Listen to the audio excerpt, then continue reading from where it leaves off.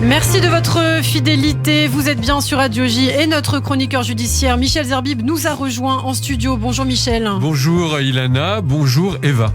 Alors vous êtes de retour aux audiences Michel pour continuer à nous parler de ce procès fleuve et historique, bien sûr le procès des massacres du 13 novembre. On y revient puisque depuis mercredi, la Cour a à nouveau mis en lumière le récit de victimes qui n'avaient pas parlé en octobre 2021 ou qui se sont constituées partie civile au cours de ce procès. Et ces nouveaux témoignages, on peut le dire Michel, nous ont replongé dans l'horreur absolue de ces victimes, des survivants et de leurs familles. Oui, absolument, Ilana. Et d'ailleurs, on est dans cette matinale très difficile. Le terrible attentat de Elad, ce 4 mai en Israël, nous rappelle l'actualité brûlante du terrorisme islamiste et la permanence du danger en Europe et en France en particulier. Alors, de Elad endeuillé, on retourne il y a 6 ans dans le 11e arrondissement de Paris avec le témoignage d'Isabelle hier.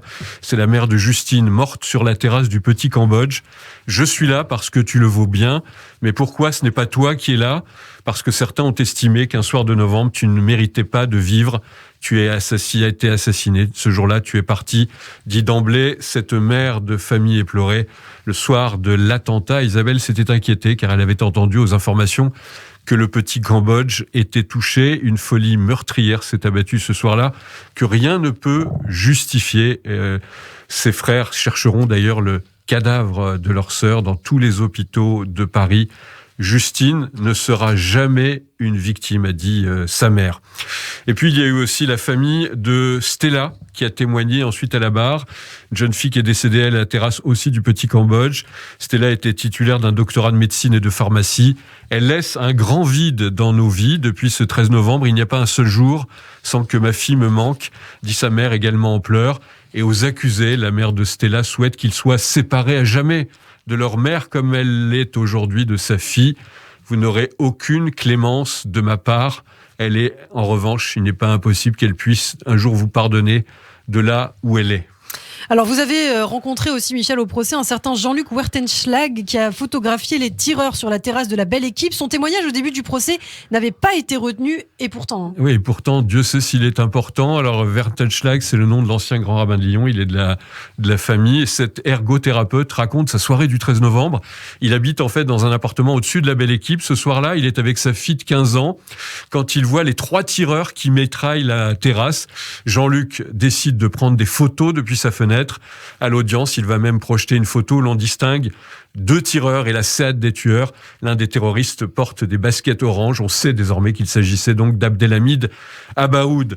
Jean-Luc Wertenschlag a reçu une formation de secouriste et il décide de descendre de son appartement avec sa mallette de secours. Il aperçoit une jeune fille qui a reçu notamment une balle dans la cuisse. Il va lui faire un garrot avec sa ceinture. Puis il va se retrouver avec un autre blessé grièvement touché à l'abdomen.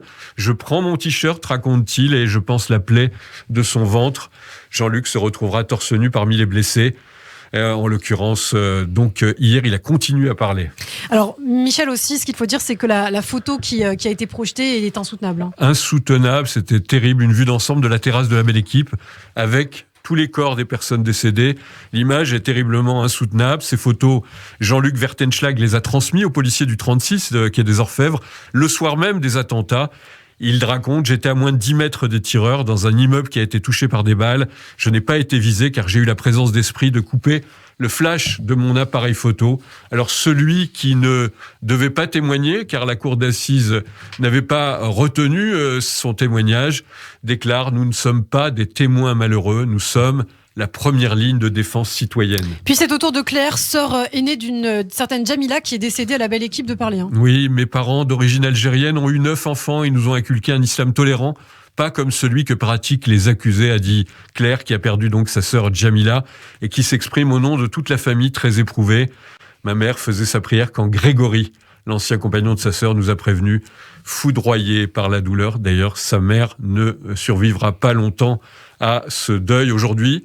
C'est pour sa nièce Tess qu'elle s'inquiète, la fille de Jamila et de Grégory, le patron de la Belle Équipe. Je la vois dépérir, fait des tentatives de suicide. Nous avons peur de la perdre. Et puis enfin, rapidement, Michel, le producteur du concert des Eagles of Death Metal, a témoigné aussi un rescapé, un survivant. Ah oui, c'est vraiment un rescapé de peu. Il raconte qu'il était au Bataclan, café, juste à côté du Bataclan, quand la fusillade a démarré. Je me suis retrouvé face à des hommes armés. Il se met aussitôt à courir. Il prend une balle dans le dos. La balle traverse le poumon et ressort par devant. Je suis persuadé que je vais mourir, j'ai peur de finir handicapé. Il est pris en charge rapidement, mais une bactérie infecte sa blessure au poumon. Il estime avoir eu de la chance dans son malheur aujourd'hui. Il a même l'impression d'en être sorti plus fort. Il dit, c'est un peu léger ce matin, ça nous fait du bien. Je travaille aujourd'hui avec les plus grands artistes, Céline Dion, les Stones et Justin Bieber. Vous n'avez pas gagné, dira-t-il aux prisonniers. Merci beaucoup Michel Zerbib, notre chroniqueur judiciaire. Donc la reprise du procès du 13 novembre 2015. On aura l'occasion d'en reparler toute la semaine prochaine et un billet à retrouver en podcast sur notre site internet radioj.fr. À lundi, Michel.